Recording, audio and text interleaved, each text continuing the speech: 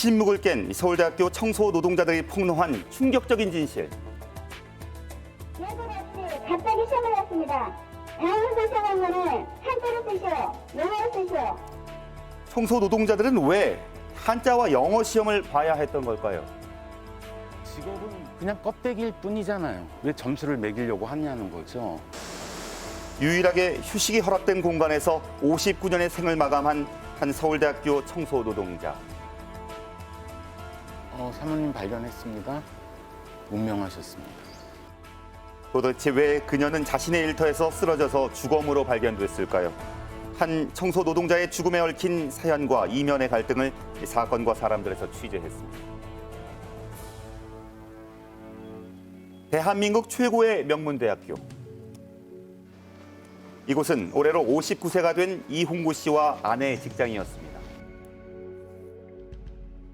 2018년 10월에 입사를 했고요. 우리 아내는 1년 뒤인 2019년 11월 달에 입사를 하게 됐습니다. 서울대학교 기숙사의 청소일을 시작한 아내에게 문제가 생긴 건 지금으로부터 한 달 전입니다. 12시에 퇴근인데 출근 기록부를 봤더니 출근한 흔적은 있는데 퇴근한 흔적은 없었어요. 그때부터 납치를 당했나 별의별 생각들이 다 들더라고요. 하지만 끝내 출근했던 아내는 집으로 돌아오지 못했습니다. 사모님 발견했습니다. 운명하셨습니다. 그냥 하얗죠, 머리가. 갑작스러운 그녀의 죽음을 믿을 수 없었던 건 동료들도 마찬가지였습니다. 좋아서 괜찮았어요. 사람 좋고 언니가 그렇게까지 힘들어하는지 절대 몰랐죠. 동료들이 기억하는 그녀는 고된 일에 힘든 내색을 하기보다는 맡은 일에 최선을 다하는 모습이었습니다. 분명하셨죠.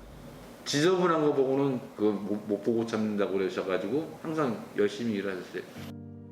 그녀가 청소일을 하면서 1년 반 만에 사망한 이유는 무엇일까요? 고인께서 좀 이렇게 지병 같은 게 좀 있으셨던 거예요. 병원 진료 기록을 보면 손목이 아파서 병원을 갔던 적이 있어요. 근데 뭐 모든 미화하시는 분들 다 손목이 아프죠. 무거운 것들 들고 계속 마대질을 하고 손목을 쓰는 일들이 많으니까요. 평소 지병도 없었다는 그녀의 직접적인 사인은 급성 심근경색. 일시적으로 심장에 혈액 공급이 되지 않아 발생한 것으로 추정됩니다. 그런데 직장 동료들은 그녀의 갑작스러운 죽음엔 이유가 있다고 말합니다. 5월 말까지는 그런 일이 하나도 없다가 6월 1일에 새로 안전관리팀장에 부임하면서 힘들어 죽겠다. 다 그러셨거든요. 한 달 전 새로운 팀장이 부임하면서 업무 환경에 급격한 변화가 생겼는데 매주 1회씩 실시한 필기 시험 때문에 청소 노동자들이 힘들어했다는 겁니다. 청소 노동자들이 풀었던 시험지를 살펴보니 기숙사의 명칭을 한자와 영어로 쓰는 문제 등 실제 청소 업무와는 상관없어 보이는 상황입니다. 왜 필요하죠? 왜 필요한가요, 진짜? 전부 다 연세들이 이제 60세, 65세, 67세 이러신 분이고 그런 분들한테 권립 연도가 언제고 그 영어로 관학학생 생활을 다 한글도 모르시는 분이 어떻게 영어로 관학학생 생활을 쓰냐고요. 게다가 청소 노동자들의 증언에 따르면 채점을 매겨 성적을 공개하기까지 했다고 합니다. 이게 아닌 것 같은데. 청소 노동자들이 풀었던 문제를 본 서울대학교 학생들 역시도 해당 시험지에 문제를 제기합니다. 시험을 봤을 때 저도 모르거든요. 중국연도도 모르고 저도 한자로 쓰는 것도 모르고 빨간 줄 엄청 긋고 하는 게 그냥 모욕이 아닌가 하는 생각이 많이 들었던 것 같아요. 시험을 그렇게 낸다는 게 말이 안 되잖아요. 노동자가 나한테 항의할 수 있을 리가 없다. 설령 항의하고 개선을 요구한다 해도 나는 그냥 가만히 찍어 누를 수 있다. 라고 구조화된 서울대학교의 노동 환경에서부터 자연스럽게 나온 갑질이라고 볼 수밖에 없다고 생각합니다. 그렇다면 새로 부임한 팀장이 청소 노동자들에게 시험을 보게 한 이유는 무엇일까요? 이유가 있으시겠죠. 안녕하세요. 저희 KBS에서 나왔는데 팀장님 좀 만나보고. 업무 잘 되셨죠?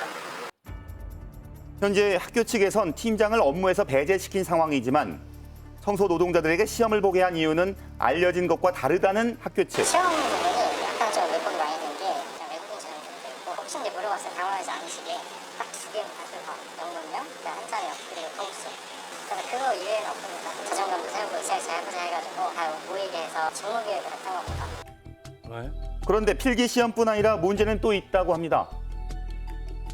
청소 노동자들에게 정장과 멋진 구두 등 옷을 갖춰 입고 회의 참석을 요구했다는 겁니다. 남자분은 정장하고 오세요 해가지고 그렇게 안 하고 오면 마이너스 1점. 여자분은 예쁜 옷을 입고 오세요.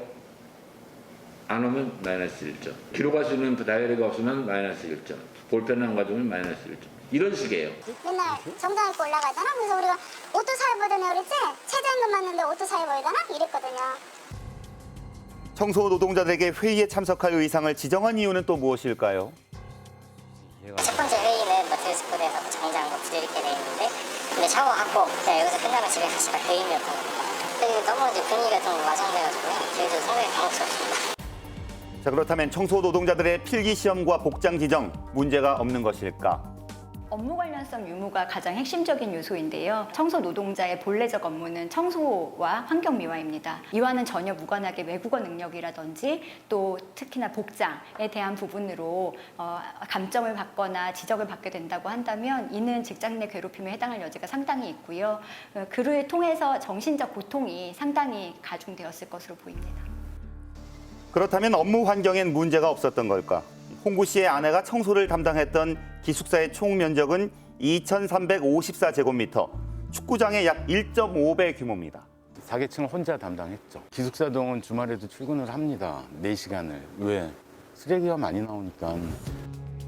홍구 씨 아내의 업무 비중에 대한 학교층의 입장을 물었습니다.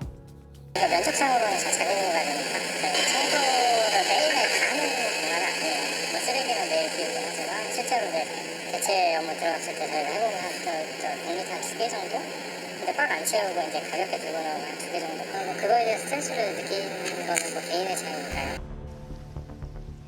하지만 해당 기숙사의 업무 환경에 대한 다른 청소 노동자들의 이야기는 달랐습니다. 쓰레기가 2개씩만 나오고 800개라고. 그거만 나오면 변, 유리, 파지, 페트병 양이 많이 나오지. 그럼 혼자들을 해야 돼. 너 여기서 이렇게 일하니? 너 진짜 너 쓰러지는 거면 다행이다라고 할 정도였으니까 힘들었어. 많이 힘들다고 자리도 바꿔달라고 하고 그랬었어요. 청소 노동자와 학교 측의 주장이 첨예하게 대립하는 상황. 조사 나오는 대로 거의 뭐 저희 충실하게 따르지. 직장 내 괴롭힘에 대한 조사 결과가 나올 때까지 미안하다는 사과 한마디도 받지 못했다는 홍구 씨. 그가 바라는 건 하나뿐입니다. 우리 학교를 위해서 그렇게 땀 흘려서 일했는데 그냥 와서 미안하다는 얘기 한마디 하면 안 될까? 그 높은 분들이 있는 곳에서 제가 근무하는 곳이 300m 정도밖에 안 되는데 수학적으로 답이 나올 때까지는 어떠한 이야기도 할 수 없다라는 이 매정한 곳이 내 직장이었구나를 느낄 때 답답하죠. 2년 전에도 창문 하나 없는 휴게실에서 동료를 떠나보내고 또 다시 반복된 비극. 이들은 또 한 번 세상에 질문합니다. 청소 노동자가 항상 하는 말, 자주적으로 하는 말이 있습니다. 나는 그림자다. 왜? 안 보이는 곳에 일을 했으니까. 항상 땀에 절어 있으니까 피해가 줄까 봐. 안 보이는 곳에만 다니시거든요. 한 분이 돌아가셔야지만이 어떤 걸 해주고.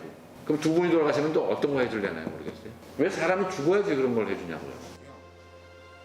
이 반복되는 비극을 막기 위해 이제는 변화해야 한다고 말합니다.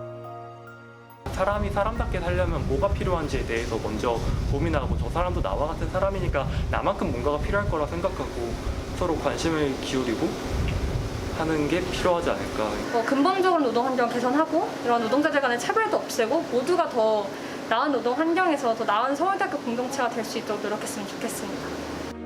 청소 노동자들에게 던져진 시험지. 당신은 어떤 답을 적으시겠습니까?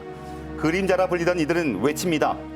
일하러 왔지 죽으러 출근하진 않았다. 이제는 그들의 목소리에 답을 해야 될